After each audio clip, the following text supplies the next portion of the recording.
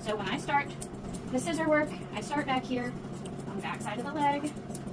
I trim off all the hair that basically comes past these paw pads without scissoring over top of the paw pads.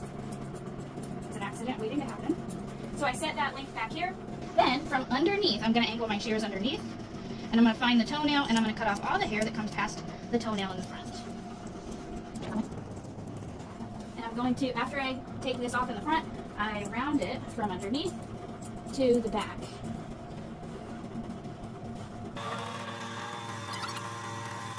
Now I'll comb everything up.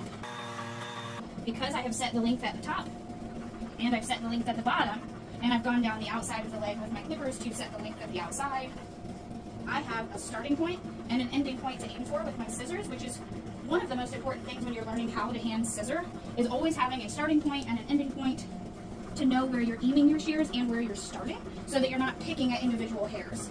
And that teaches you to look at the outline of the dog instead of individual pieces.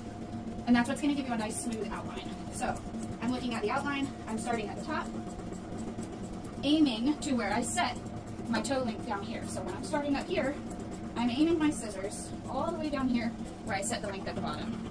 And I'm going to do that multiple times around this leg. And I'm moving my body around the leg so that I can see the different horizon of the leg.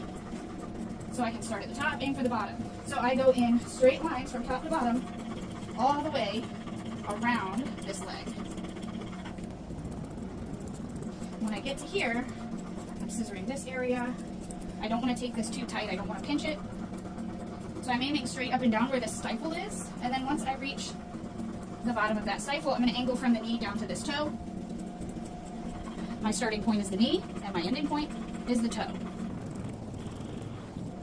And I'll work my way around this leg.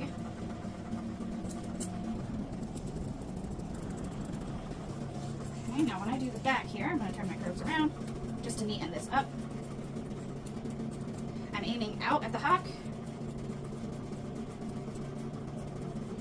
And then when I get to the hock, I'm going to scissor straight down